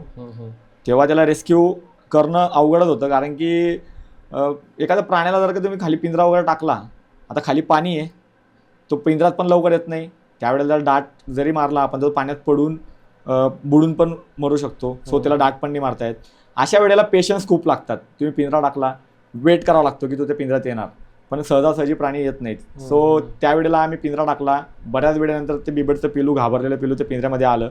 तेव्हा हे लोकांचं क्राऊड वगैरे ते जमा झालं, त्यांना आम्हाला कव्हर करावं लागलं. सो ते तर येऊन तर गेलं पिल्लू, बट आता त्या पिल्लाला आपण त्याच्या आईपासून लांब आहे. ते पिल्लू आहे 3-1 महिन्याचं. आता आपली आई जर आपल्याला कुठं पाठवत असते किंवा आपल्यापासून लांब गेलं तर आपल्या आईला जेवढं दुःख होतं तसं त्याची पण आई आहे. तो पण बिना आईचा कसं राहणार. सो आमचं काम हे पण आहे की आम्हाला त्याच्या आईसोबत त्याची भेट पण घालून देणे. बरोबर. तो डिफिकल्ट टास्क आहे. तो सगळ्यात जास्त डिफिकल्ट टास्क आहे. किंवा आम्ही ज्या ठिकाणी त्याला घेऊन जाणार आहेत, म्हणजे ज्या एरियामध्ये तो आम्हाला मिळालेला असतो, त्याची आई पण त्याच एरियात आजूबाजूला असते कुठंतरी त्याला शोधत. बरोबर. सो झाला असं, आम्ही त्याला घेऊन गेलो रात्रीच्या वेळेला त्या जागेवरती सोडण्यासाठी. सो आम्ही ठरवलं, पहिले कॅमेरा वगैरे लावले, उजेडात जाऊन कॅमेरे लावले, आणि नंतर आम्ही बिबटच्या पिल्लूला पिंजऱ्यामधनं आणलं.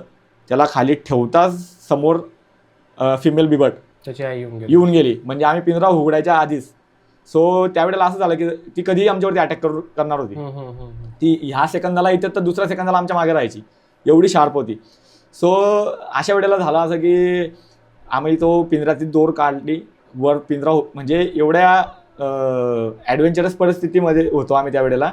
ॲडव्हेंचरस नाही म्हणता, पण खूप घाबरत होतो, कारण कधी अटॅक करू शकते. तिथं मुलं तिथं शेवटी तिला माहित नाही ना आम्ही त्याला मिळवण्यासाठी आलेलो आहे. सो त्यावेळेला पिंजरावरती उभं राहून त्याची जाडी वर केली, नंतर तो पडाला. त्याच्या मागं फॉर्च्युनेटली ती पण त्याच्या मागं पडाली. तिने चुकून आमच्यावरती अटॅक नाही केला. सो तो किस्सा असा होता की का म्हणून आपण करतो एवढं. बरोबर. जर आपण तिथे गेलो, त्या पिंजऱ्यावरती उभं राहणं, तिथून नंतर तो पिंजरा वर करणं, तेवढ्या वेळेमध्ये ती कधी अटॅक करून आपल्याला मारून टाकल, बरोबर, असल्या गोष्टी पण होतात. सो तो म्हणजे कधी न विसरणारा क्षण आहे.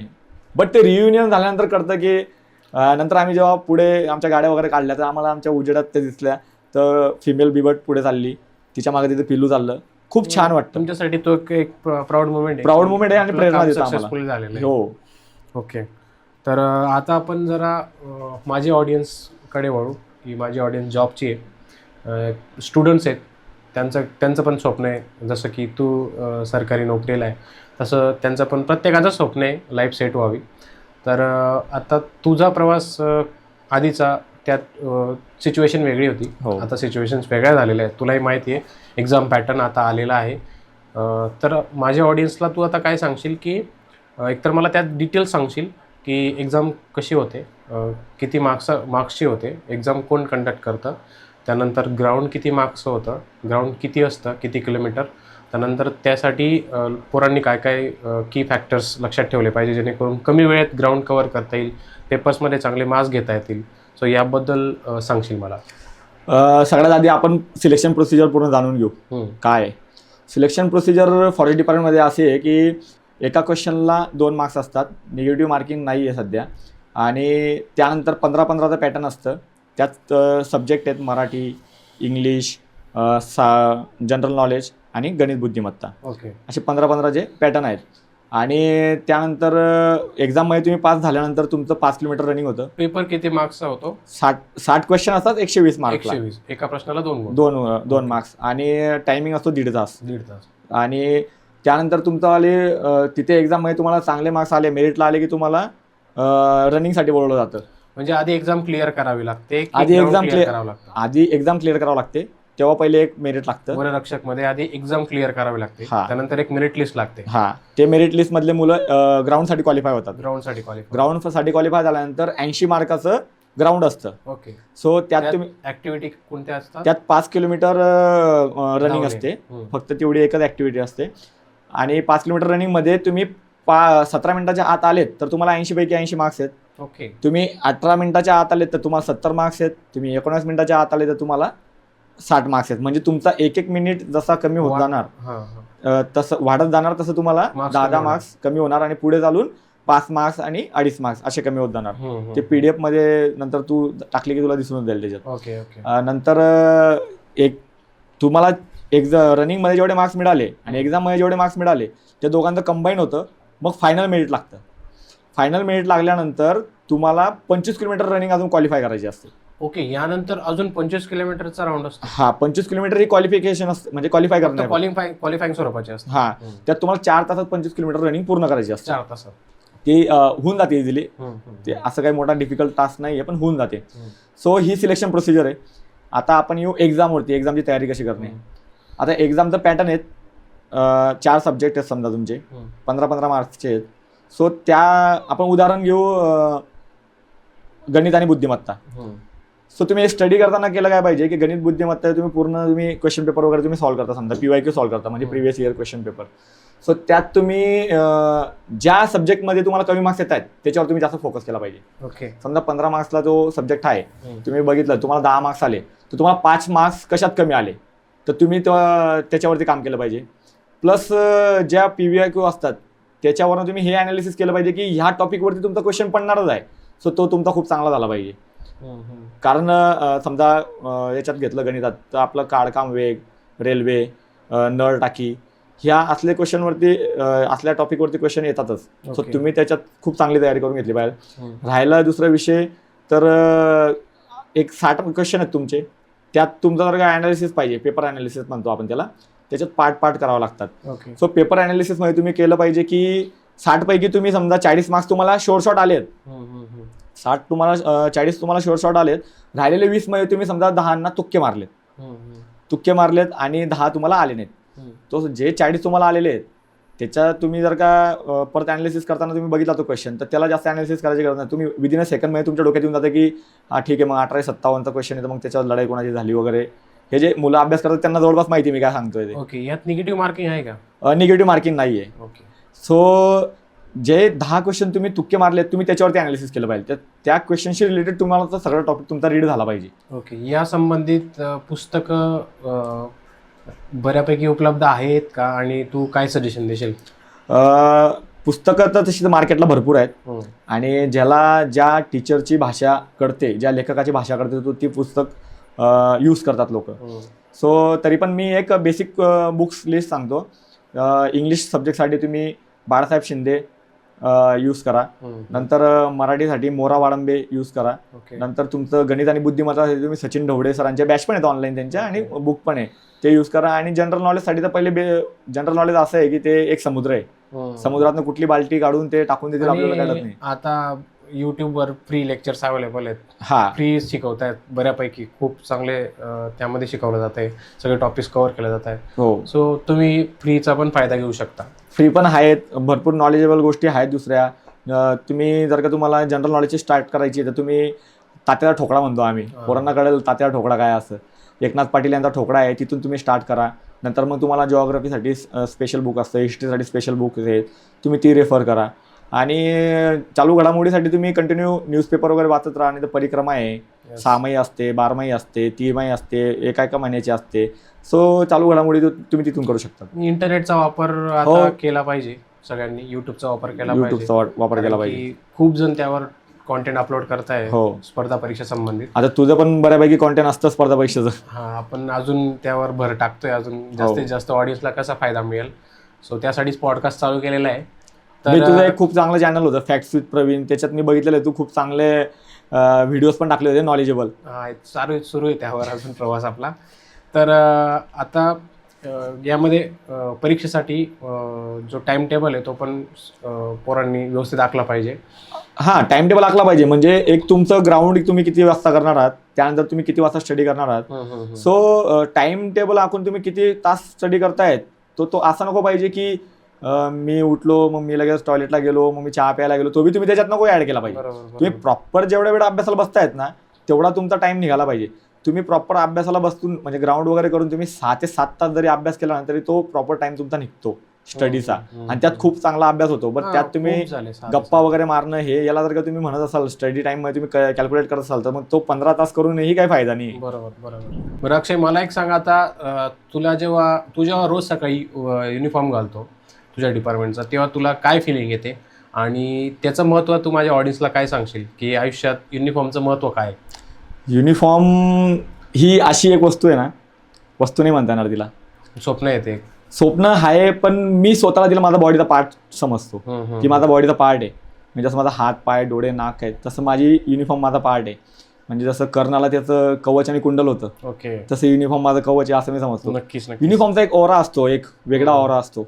इव्हन मी जर का आता इथे युनिफॉर्म मध्ये बसलो असतो, या रूमचा ऑरा एक वेगळा क्रिएट झाला असता. Yes, definitely. सो युनिफॉर्म आहे ना, कॅरी करते तुम्हाला, तुम्ही कोण आहात, तुम्हाला 100 लोकांमध्ये तुम्हाला वेगळं दाखवते. युनिफॉर्म वाईब कॅरी करते. आणि युनिफॉर्म मध्ये मी तुझ्यासोबत आता जसं बोलतोय ना, मी युनिफॉर्म मध्ये बसल्यानंतर मी खूप वेगळा होऊन जाईल. नेचर माझं खूप वेगळं होऊन जातं, कारण की ती युनिफॉर्म ऑटोमॅटिक तुम्हाला सांगते की तू हा नाही आहेस, तू कॉमन नाही आहेस, तू सिव्हिलियन नाही आहेस, तू एक व्यक्ती आहे जो जबाबदारी घेऊन चालतोय देशासाठी. सो युनिफॉर्म घालणं ही एवढी प्राऊड आहे हा, की मी मुलांना हेच सांगतो की त्याच्यापेक्षा मोठं सुख नाही आहे. पहिली गोष्ट, तुमच्या चेस्टवरती तर फ्लॅग असतो, नॅशनल फ्लॅग. बरोबर. आणि आपण आपल्या फ्लॅग शिवाय तर मला नाही वाटत की आपण सगळ्यात जास्त प्रेम कोणाला केलं पाहिजे. डेफिनेटली. आणि ते झाल्यानंतर जेव्हा म्हणजे 26 जानेवारी, 15 ऑगस्टला, 1 मेला जेव्हा आपण परेड वगैरे, तो कधीतरी तुम्ही बघत असाल, पण आमचा तर रोज असतं राष्ट्रगीत वगैरे. बरोबर. सर जेव्हा आपण युनिफॉर्ममध्ये राष्ट्रगीत म्हणतो, युजली असं लोकांना पण होतं, इमोशनल फील होत असेल, मला तर होतच नेहमी. सो जेव्हा आपण आपलं राष्ट्रगीत बोलतो, सो माणूस खूप इमोशनली होतो. आणि युनिफॉर्म घातले असल्यानंतर ते राष्ट्रगीत आपल्याला शिकवतं की तू जे आज तुझ्या जे परिधान केलेलं आहे त्याच्याप्रती तुझं कर्तव्य काय आहे. बरोबर. हे आपल्या राष्ट्रगीत आपल्या युनिफॉर्मच्या प्रती आपलं कर्तव्य शिकवतं. डेफिनेटली. ते एक प्राऊड मोमेंट आहे हो प्रत्येकासाठी. ओके, तर आता आपण तुझ्या पर्सनल लाईफ बॅलन्स जे आहे, तुझं वर्क लाईफ बॅलन्स म्हणू शकतो आपण त्याला, फॉरेस्ट आता जेनजीच्या भाषेमध्ये, तर तू कसं मॅनेज करतो की म्हणजे त्यात तुझं जे फॅमिली आहे तिला कधी टेन्शन येतं का तुझ्या या जॉबबद्दल? फॅमिलीला टेन्शन येण्यासाठी मी फॅमिलीला सांगतच नाही मी काय करतो असं. ओके. कारण माझी जॉब आहे खूप चॅलेंजिंग आहे, ॲडव्हेंचर पण आहे, रिस्की पण आहे. सो मी माझ्या फॅमिलीला याच्यात कमीत कमी इन्व्हॉल्व करतो. माझ्या फॅमिलीला फोनवरती जरी माझं बोलणं झालं तरी मी काय करतोय डेली रुटीनमध्ये मी त्यांना कधीच काही सांगत नाही. जेवलं काय वगैरे, तब्येत वगैरे एवढंच विचारणं, एवढंच माझं होतं. सो फॅमिलीला टेन्शन तुमच्यावर आहे, तुम्ही फॅमिलीला टेन्शन द्यायचं असेल तर तुम्ही देऊ शकतात, तुम्ही फॅमिलीला सगळं रुटीन तुमचं सांगू शकतात. बट माझ्या बाबतीत तरी तसं नाही होत. ओके. जेवढी फॅमिली कमी याच्यात इन्व्हॉल्व राहिली तेवढं चांगलं असतं, कारण इमोशनली माणूस वीक होत असतो या गोष्टीमध्ये. बरोबर. यामध्ये 24/7 वर्कचं काय आहे का? 24/7 कारण इथं असं आहे की आमचं प्राणी किंवा पोचिंग किंवा इलिशियल कटिंग ही म्हणजे ते बोलतो ना आपण, लोक रात्रीच्या काळोख्यातच वाईट कामं करतात. सो 24/7 आमचं असतं. तुम्हाला रात्रीत जास्त आम्हाला ऍक्टिव्ह राहावं लागतं. कधी कधी तर असं होतं की जेवणाच्या ताटावरून उठून पडावं लागतं. ओके. कधी असं होतं की रात्री 2 वाजता फोन आला झोपलेलं असताना की तेव्हा लगेच उठून लगेच जावं लागतं. म्हणजे अनफॉर्च्युनेट आहे, कधीही तुम्हाला निघावं लागेल. त्यामुळे तुम्ही एनी टाईम रेडी पाहिजेत. आणि जी सिच्युएशन असेल तुमची, तुम्ही जसे असाल घरात, तुम्ही कुठल्या कपड्यांमध्ये आहात, तुम्ही नाईट ड्रेसमध्ये आहात, तसेच तुम्ही निघून जायला पाहिजे. आणि खूप म्हणजे विशेष गोष्ट आहे की अडॅप्ट करून घेतात. म्हणजे असं जर रेग्युलर जॉब असला माणसाचा कॉर्पोरेटमध्ये म्हणा, MIDCमध्ये म्हणा, तर तसं कोणी असं एवढं ॲक्टिव्ह नाही राहणार. पण हा जो जॉब आहे तुमचा, यासाठी तुम्ही स्वतःला झोकून देता त्याच्यात डायरेक्टली, राईट? की कोणत्याही वेळेला फोन आला तर तुम्ही त्यासाठी ॲक्टिव्ह राहता. ही खूप मोठी गोष्ट आहे. म्हणजे त्याच्या मागं कारण पण आहे. मी जसं बोललो मगाशी की मला फॉरेस्ट डिपार्टमेंटला यायचं नव्हतं, बट मी जसं ड्युटी करत गेलो, जसं हळूहळू माझं फॉरेस्टवरती प्रेम वाढत गेलं. आणि मी स्वतः माझ्या बाबतीत मी सांगतो, मी माझ्या ड्युटीसाठी मी खूप म्हणजे माझ्या डिपार्टमेंटवरती माझं खूप प्रेम आहे. सो मी त्यासाठी काही करायला तयार आहे. म्हणजे मला कोणी कुठेही टाकलं तरी मी जाऊ शकतो. माझ्यासमोर 4 माणसं उभं केली, त्यांच्यासोबत लढायचं मी लढू शकतो. हे शिकून जातो माणूस. जेव्हा तुमच्या डिपार्टमेंटवरती प्रेम राहील, तुम्हाला तुमच्या फॉरेस्टवरती प्रेम राहील, तुमचे ॲनिमल्सवरती तुम्हाला प्रेम येईल, ऑटोमॅटिक या गोष्टी येतात. या शिकवायची गरजच नसते. याच्यासाठी स्पेशल कुठली ट्रेनिंग नसते इमोशनली कनेक्ट होण्यासाठी. बरोबर. तर मला एक सांग आता की तू जेव्हा तुझी पहिली जॉईनिंग पोस्टिंग मिळाली त्यानंतर तुला असं वाटलं असेल ना की मला गावाजवळ पोस्टिंग मिळाली पाहिजे, काही महिन्यानंतर काही वर्षांनंतर? काही महिन्यात तर पहिले सुरुवातीलाच वाटायचं की मला गावाजवळ पोस्टिंग मिळाली पाहिजे. बट मी मगाशी बोललो की रायगडला ड्युटी केली, त्यात सह्याद्री सेवा करायला मिळाली. त्यात स्वराज्याचं ते एक असतं ना की शिवाजी महाराज इथून गेले असतील, इथून महाराजांचे फील होतं. जे वाचलं होतं हिस्ट्रीमध्ये, ती गावं माझ्याकडे होती, त्या गावांमध्ये मी फिरत होतो. बरोबर. तर त्यानंतर तिथे मी झालो होतो. बट काही फॅमिली प्रॉब्लेम्स असतात, आई वडील असतात, त्यांचं पण आपल्याला लक्ष ठेवायचं आहे, ते पण आपलं एक कर्तव्य आहे. सो त्यासाठी मग नंतर मी गावाकडे पोस्टिंग घेतली. मग तेव्हा जेव्हा जात होतो तेव्हा विचार केला की आतापर्यंत सह्याद्रीची सेवा केली, आता मायभूमीची सेवा करू. बरोबर. त्यामुळे आता जळगाव जिल्ह्यात येऊन जळगावची सेवा करतोय. बरं, आता मला याच्यात सांग, याच्यात पोस्टिंग कशी होते तुमच्या विभागामध्ये, तुमच्या डिपार्टमेंटमध्ये? म्हणजे तू असं लेवल 1ला आहे समजून घे उदाहरणार्थ, तर लेवल 2 किती वर्षानंतर, म्हणजे त्यासाठी काय करावं लागतं? इथे पोस्टिंग, आता मी समजा वनरक्षक आहे, तर वनरक्षकाचं प्रमोशन वनपाल म्हणून होतं, ते सिनियरिटीवरती असतं. आणि वनपालाचं प्रमोशन RFO म्हणजे रेंज फॉरेस्ट ऑफिसर म्हणून होतं, तर ते पण सिनियरिटीवरनं. आणि काही लोक डायरेक्ट MPSC थ्रू एक्झाम देतात आणि सिलेक्शन होतं त्यांचं. वन सेवा म्हणून असते RFO साठी, रेंज फॉरेस्ट वनपालसाठी एक्झाम नाही आहे, त्यात प्रमोशनने जातात वनरक्षक टू वनपाल. त्यानंतर असिस्टंट कन्झर्वेशन ऑफ फॉरेस्ट म्हणजे ACF असतात. आणि त्याच्यानंतरची पोस्टिंग आहे DFO, डिस्ट्रिक्ट फॉरेस्ट ऑफिसर. ते MPSC मधून येतात. म्हणजे RFO assistant conservation of forest आणि DFO ते महाराष्ट्र याच्यात येतात MPSC मधून. आणि DCF असतात ते IFS एक्झाम असते, ती म्हणजे UPSC घेते. IFS लेवलची रँक असते, ती UPSC घेते. त्यांची पोस्टिंग असते. त्यांची reporting direct chief conservator of forest म्हणजे एक सर्कल असतं. म्हणजे 3-4 जिल्हे मिळून एक सर्कल असतं. आणि IFS लेवलची रँक आहे DCF, त्यांची पोस्टिंग जिल्ह्याला असते. सो त्यांना CCFला रिपोर्टिंग करायचं असतं. आणि सगळे CCF रिपोर्टिंग करतात APCCFला, जे महाराष्ट्राचे नागपूरला ऑफिस आहे आमचं वन विभागाचं मेन ऑफिस, तिथे रिपोर्टिंग करतात. आता जरा आपण फ्युचर विजन बद्दल बोलू, तर पुढच्या 10 वर्षामध्ये फॉरेस्ट कन्झर्वेशन किती इम्पॉर्टंट आहे? फॉरेस्ट कन्झर्वेशन इम्पॉर्टंट खूप आहे, कारण आपण बघतो आज GDP कडे आज लक्ष देतो आपण सगळे. बट काही लोकांना ग्रीन GDP काय हा माहीत नसेल. ते मलाही माहीत नाही. ग्रीन GDP हा असं म्हणजे GDP आपल्या देशाची जी ग्रोथ होते, डेव्हलपमेंट होते, GDPचा आपल्याला इंडेक्स वाढत जातोय. पण तो इंडेक्स वाढत असताना तुम्ही नेचरला किती डिस्ट्रॉय करताय किंवा नेचरला किती हानी पोहोचवताय. सो तुम्हाला म्हणजे तुम्ही जेव्हा वरच्या लेवलला बघाल तर मग भारताने इतका GDP केला, इतका त्याचा GDP इंडेक्स आहे, बट त्याच्यात त्याचावाला ग्रीन GDP किती हा चेक केला होता. म्हणजे त्याने नेचरला किती हानी पोहोचवलेली आहे. सो करत असताना नेचर किती खराब झालंय. सो फॉरेस्ट डिपार्टमेंट काय करतंय, तो ग्रीन GDP वाढवायचं काम फॉरेस्ट डिपार्टमेंट करतंय. म्हणजे आपण ग्रीन रेव्होल्युशन वगैरे या सगळ्या गोष्टी बघतो. सो आमचे डिपार्टमेंट म्हणजे प्लांटिंग वगैरे, प्लांटेशन वगैरे हे घेतं. त्यानंतर हे जे टायगर वगैरे रिझर्व एरिया वगैरे आहेत, ह्यावरनं आपला ग्रीन GDPचा मेजर केली जाते. कारण जिथे टायगर असला तिथलं फॉरेस्ट खूप चांगलं असं म्हटलं जातं. तिथली जी सायकल असते, पूर्ण लाईफ सायकल, ती खूप प्रॉपर आहे असं म्हटलं जातं. सो त्यामुळेच आपण टायगर बचाव आपल्या मोहीम वगैरे चालतात. आणि टायगरचा आता हे पण होईल, टायगरची प्रगणना पण चालू होईल आता ह्या वर्षी. दर 4 वर्षांनी टायगरची प्रगणना करतो आपण. त्यात आपला भारत जगात, मगाशी मी बोललो, भारत जगात 1 नंबर आहे टायगरच्या बाबतीत. सो हे दर्शवतं की भारताचा ग्रीन GDP पण कुठं आहे. नुसतं भारत डेव्हलपमेंट करून पुढे नाही जाते, नेचरला पण हानी नाही करत आहे. इकॉनॉमिकली सोबतच आपण ग्रीन मध्ये पण पुढे जातोय. यानंतर मला सांग, टेक्नॉलॉजी, त्यानंतर ड्रोन, AI, त्यानंतर RRT याबद्दल. टेक्नॉलॉजीचा वापर आता फॉरेस्ट डिपार्टमेंट खूप चांगल्या प्रकारे करत चाललाय. ड्रोनचे आता आमचे जे वनरक्षक आहेत त्यांना ड्रोनचं प्रशिक्षण पण दिलं जातं. त्यात थर्मल ड्रोन, म्हणजे समजा आम्हाला एखाद्या बिबटला आयडेंटिफाय करायचं आहे किंवा एखाद्या बिबटला आपल्याला त्याचं कुठं आहे ते जर का चेक करायचं आहे, त्याचं आदिवास कुठं आहे की कुठं फिरतोय, तर थर्मल ड्रोन यूज करतात. थर्मल ड्रोनने त्याचावाला बॉडी हिटने आपल्याला कळतं की इथं हा प्राणी आहे.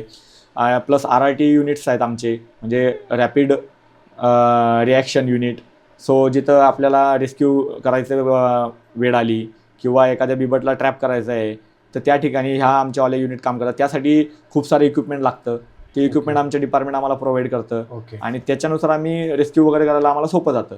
बरं, मला अक्षय आता एक सांग की तुझ्या ओव्हरऑल जर्नीनुसार तू यूथला काय मेसेज देशील आणि तू पर्सनली अशी कुठली गोष्ट करतो की ज्यामुळे तुला प्राऊड फील होतं आणि ते तुला सांगू वाटतं ऑडियन्सला की तुम्ही सुद्धा हे करू शकतात, जी की एक चांगली गोष्ट आहे समाजासाठी? मी यूथला तर पहिले एक सांगतो, जे तुम्ही करतायत ते पूर्ण मनापासून करा. तुमचा एक गोल फिक्स करा. जरी तुम्ही स्पर्धा परीक्षा करतायत तर त्यात तुम्हाला पूर्ण डेडिकेशन द्यावं लागेल. तुमचा गोल फिक्स आहे, त्या गोलकडेच तुम्ही जाल. आजूबाजूला काय होतं त्याच्याकडे तुम्हाला लक्ष द्यायचंच नाही आहे असं समजा. राहिली गोष्ट, आपल्या देशाप्रती खूप प्रेम असलं पाहिजे. आपल्या देशाला आपल्यापासून हानी होणार नाही. आपल्या देशाचे डेव्हलपमेंट किती होईल, आपल्या तिरंग्याप्रती आपण किती डिवोटी आहोत, ह्या गोष्टी आपण बघितल्या पाहिजे. माझं ते यूथला हेच सांगणं आहे की आपल्या देशाची मान कधी झुकणार नाही असं कुठलंच काम करू नका. आणि माझ्याबद्दल जर का म्हणायचं, मी कुठली गोष्टी डेली याच्यात करतो तर मी माझी ड्युटी खूप लॉयल म्हणून मी करतो. माझ्या डिपार्टमेंटशी मी खूप लॉयल आहे आणि मला एकच करतं की काही झालं तरी मला फक्त माझ्या डिपार्टमेंटमध्ये जे काम आहे, माझं फॉरेस्ट वाचवणं, माझे ॲनिमल्स वाचवणं, हेच माझ्यासाठी सगळ्यात मोठं प्राऊड आहे. बाकी दुसरं म्हणायला गेलं तर देशाला माझ्यापासून जेवढं काही मला देता येईल, समजा मला जर आर्मीमध्ये जायचं होतं बट तिथे मी लढू नाही शकलो, पण मी इथे पण माझी देश सेवा करू शकतो. आणि देश सेवा करण्यासाठी असं मोठं काही लागत नाही की तुम्ही युनिफॉर्मच घातला पाहिजे. बरोबर. समजा तुम्ही कचरा कुंडीत टाकला, ती पण एक प्रकारे देश सेवाच आहे. सिविक सेन्स जरी फॉलो केले तरी तुमची देश सेवाच आहे. सो जे करताय त्याच्याप्रती ते चांगली गोष्ट करा, वाईट गोष्टी करू नका. याच्या पुढे दुसरं काहीच नसतं. आणि तू ब्लड डोनेशन पण करतो, त्याबद्दल काय सांगशील? मी ब्लड डोनेशन नाही, मी बऱ्याच गोष्टी डोनेट पण करतो मी. ओके. म्हणजे ते माझं पर्सनल व्ह्यू आहे. मी माझा वाढदिवस जो आहे तो मी माझे जे आयकॉन आहेत मी त्यांना ट्रिब्यूट देतो मी माझ्या वाढदिवसाला. कारण ज्या दिवशी त्यांचा वाढदिवस म्हणजे ज्या दिवशी माझा वाढदिवस आहे, विक्रम बत्रा यांना मी ट्रिब्यूट देतो. ज्या दिवशी माझा वाढदिवस असतो त्या दिवशी ते शहीद झाले होते. सो मी दरवर्षी माझ्या बॉडीचा एक ऑर्गन डोनेट करत असतो आफ्टर डेथसाठी. म्हणजे आता मी लास्ट इयर मी माझे आय डोनेट केले होते. आता ह्या वर्षी मी माझे हार्ट डोनेट केलेत. त्यानंतर मी यावर्षी त्यांना ट्रिब्यूट देण्यासाठी त्यांचं जे गाव आहे पालमपूर, मी तिथे त्यांच्या आईवडिलांना भेटायला गेलो होतो. तिथे जाऊन त्यांना श्रद्धांजली दिली. तिथे 3 दिवस थांबलो, तिथे फील केलं त्यांना. सो मी यूथला हेच सांगणार आहे की ठीक आहे, म्हणजे मी बॉडी ऑर्गन डोनेट खूपच मोठी गोष्ट आहे, खूप मोठी गोष्ट आहे. ॲक्च्युली मी एक विचार करतो की मी मेल्यानंतर पण माझे डोळे हे जग बघणार आहेत आणि मी मरणार आहे, पण मी कोणाला तरी जीवन देऊन जाणार आहे. नक्की. मी मरणार आहे, माझं हृदय कोणाच्या तरी शरीरात धडकणार आहे. या गोष्टी खूप मोठ्या असतात. या फील करण्यासाठी इमोशनल माणूस पाहिजे. ही थॉट प्रोसेस खूपच चांगली आहे, म्हणजे खूपच इन्स्पायरिंग आहे. हो, आणि झालेत पण आहेत. मी ज्या गोष्टी करतो तर माझ्या आजूबाजूला बऱ्याचशा मुलांनी ही चालवलेलं आहे की त्यांनी पण दिलेले आहेत, हार्ट डोनेट वगैरे केलेले आहेत. यावर्षी पण मला मेसेज आले की प्रोसेस वगैरे काय असते त्याचीवाली सगळी, त्यासाठी आणि मी करतो मुलांना गाईड की काय प्रोसेस असते. असं खूपच चांगली गोष्ट आहे. ओके, यानंतर आपण वळू आता रॅपिड फायरकडे. तर टायगर की लिओपार्ड? टायगर. रिझन? तो राजा आहे जंगलाचा.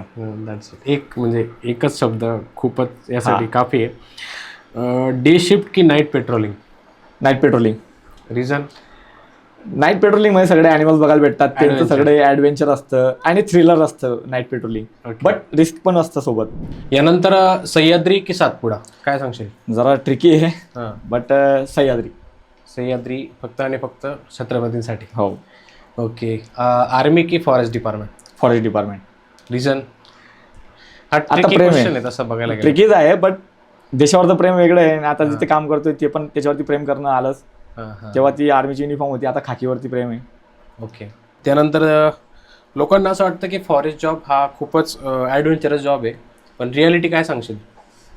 Sometime adventurous, sometime risky, sometime thrill खूप आहे. ओके. हाय, सगळं आहे त्याच्यात. असं एक स्टोरी टाईप आहे फॉरेस्ट डिपार्टमेंटचा जॉब. असं तुम्ही जज नाही करू शकत याला कसला आहे तर. ओके. तर लोकांचं मिसकन्सेप्ट तर राहणारच आहे, कारण की कोणी जज नाही करणार त्याला. त्यानंतर पब्लिककडून सर्वात इरिटेटिंग मिसकन्सेप्शन काय मिळालं तुम्हाला आतापर्यंत? आतापर्यंत हेच भेटलंय की बिबटे आम्ही आणून गावात सोडलेले आहेत किंवा गावाजवळ आणून सोडलेले आहेत. असं लोकांचं मत आहे, पण तसं नसतंच ते कधी. कारण की बिबट्याच्या जवळ कोणी जाऊ शकत नाही, तुम्ही कसं काय सोडणार आहेत त्यांना? बिबट्याच्या जवळ जाऊ शकायचं ठीक आहे, पण बिबट्यात दुसऱ्या एरियामध्ये जाऊन तो सर्वाइव्ह करू शकत नाही. त्याला त्याचा एरिया माहित असतो. दुसऱ्या एरियामध्ये त्याला सोडलं म्हणजे तो तिथं जगूच शकत नाही तो. जसं मी मगाशी सांगितलं की त्याला त्याच्या एरियाची पूर्ण ओळख असते, टेरिटरी असते त्याचीवाली. बरोबर. जर तुला जंगलाबद्दल फॉरेस्ट डिपार्टमेंटकडून संपूर्ण महाराष्ट्राला एक सिंगल मेसेज द्यायचा असेल तर काय सांगशील? जंगलावर प्रेम करा, नेचरवर प्रेम करा, प्राण्यांवर प्रेम करा. आज कराल उद्या तुम्हाला त्याचे फळ मिळणार, आज नाही कराल उद्या तुम्हाला त्याचे दुष्परिणाम पण बघायला मिळणार. नक्कीच. जंगल असेल तरच पाऊस येईल, पाऊस असेल तर शेती आहे, तरच अन्न खायला मिळेल. डेफिनेटली. तर बऱ्यापैकी आपले सगळेच मुद्दे मला तरी वाटतं मी कव्हर केलेले आहेत. बाकी तुझ्याकडून तुला काही विचारायचं तर बोलू शकतोस.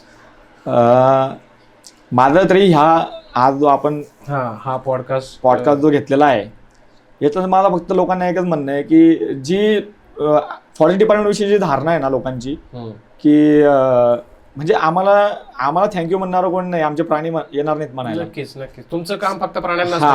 म्हणजे कसं पोलिसांचं कसं असतं की बाबा लोकांना माहिती आहे की बाबा हे लोकांना प्रोटेक्ट करतात, ते लोकांना प्रोटेक्ट करतात, आम्ही प्राण्यांना करतो. तर आमच्याविषयी खूप मिसकन्सेप्ट आहे लोकांची, की लोकांचं असं म्हणणं आहे की आम्ही तेवढं आमचं काम जे आहे तसं दिसून उठत नाही, पण आमचं काम दिसत नाही. आम्ही जे करतो, आम्ही जे आमचं ऍक्च्युअल वर्क आहे ते लोकांमध्ये नाही आहे आमचं काम. बरोबर. आमचं काम आहे जंगलामध्ये, प्राण्यांमध्ये. आम्ही जंगलामध्ये आम्ही डेव्हलपमेंटची कामं करतो. आम्ही जंगलामध्ये आमच्या प्राण्यांना पाणी नसलं तेव्हा आम्ही तिथे पाणी टाकतो.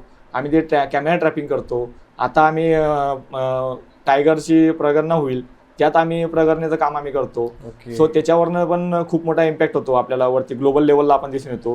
प्लस त्यानंतर आम्ही पोचिंग थांबवतो, प्लस त्यानंतर आम्ही इनिशियल कटिंग थांबवतो, त्याची स्मगलिंग थांबवतो. चायनाच्या मार्केटचे जे नेटवर्क आहे ते आम्ही तोडतो, पोचिंगचं, स्मगलिंगचं. त्यानंतर म्हणायचं म्हटलं तर आम्ही रेस्क्यूचं काम करतो. आम्ही जीवनदान देतो आम्ही प्राण्यांना. त्यांना जीवनदान द्यायला कोण नाही, ते कोणाला मदतीसाठी येणार आहेत. चंदन तस्करीचं तुम्हाला म्हणजे कधी झालंय का आमना सामना? चंदन तस्करीचा 2 केसेस आम्ही केलेल्या होत्या. त्यापैकी एक केस सांगतो. एक आरोपी आम्हाला घ्यायला जायचं होतं. चंदन तस्करीमधला एक आरोपी आमच्याकडे होता, पण त्यातला आम्हाला दुसरा एक आरोपी जो होता तो घ्यायला जायचा डोंगरी सारख्या एरियात. सो डोंगरी एरियामध्ये आम्ही गेल्यानंतर एक स्पाय एजंट टाईप आम्ही तिथं. डोंगरी म्हणजे हा आपला यांचा दगडी चाळचा जो एरिया. सो तिथे स्पाय एजंट सारखे आम्ही तिथे जाऊन समोरच्या जो क्रिमिनल होता त्याला पकडायला आम्ही गेलेलो. जो आमचा दुसरा जो क्रिमिनल आमच्याकडे होता तो आम्ही ग्रुप व्हॉट्सअप कॉल करून कानात हेडफोन वगैरे लावून विदाऊट युनिफॉर्म त्यासारख्या एरिया, आणि तुम्ही तर बघितला असेल तो एरिया कसा आहे.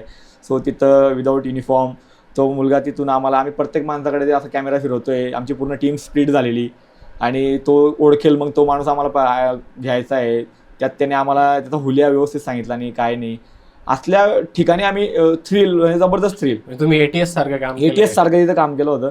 सो बट अनफॉर्च्युनेटली समोरच्या माणसाला ती टीप लागून गेली की आम्ही इथे हावत बुवा. सो तो त्या जागेवरनं चालला गेला. बट तो एक मला तरी वाटतं की ते फेल्युअर आहे माझ्यासाठी तरी. कारण त्यावेळेला माझे सिनियर्स मला सांगत की इथून आपण आता जाऊ, इथे थांबणं हे चांगलं नाही आहे. बट माझं तसं नव्हतं, मला असं होतं की त्याला घेऊनच जाणं. सो थँक्यू पॉडकास्टला आल्याबद्दल, इन्व्हाइट केल्याबद्दल. आणि तुला कधी वाटलं होतं का की तुझा इंटरव्ह्यू मी घेईल? असं कधीच वाटलं नव्हतं मला. आणि विशेष म्हणजे तू जी प्रगती केली आहेस या क्षेत्रामध्ये, प्रवीण कॉलेजला असताना आणि प्रवीण आता यात खूप फरक आहे. आणि खूप चांगलं तू यूथला एनकरेज करतोय. खूप चांगले तुझे व्हिडिओज आहेत, मला खूप आवडतात तुझे व्हिडिओज. मी तुझे सगळे चॅनल्सला फॉलो करतो, प्लस मी सगळे व्हिडिओज बघतो. आणि मी प्राऊडली माझ्या सिनियर्सला, माझ्या कलिग्सला, माझ्या फ्रेंड सर्कलला सांगतो हा माझा मित्र आहे, माझ्यासोबत होता आणि व्हिडिओ बनवतो, खूप चांगले आहे, त्याचे एवढे फॉलोअर्स आहेत. मी असं पण सांगतो. इवन जे दुसरे लोक जे डॉक्युमेंटरी वगैरे बनवायला येतात आमच्या एरियामध्ये त्यांना पण मी तुझं चॅनल दाखवतो, हा माझा मित्र आहे, पुण्यातच राहतो, व्हिडिओज बनवतो. मला खूप छान वाटलं. तू खूप चांगली प्रगती केली या क्षेत्रामध्ये. सेम तुझ्याबद्दल आम्हाला आधीपासूनच प्राऊड आहे, कारण की तुझं देशसेवेचंच काम येते तुझे करतोय. सो तुला तुझ्या पुढच्या वाटचालीस शुभेच्छा. थँक्यू. अजून प्रगती करो.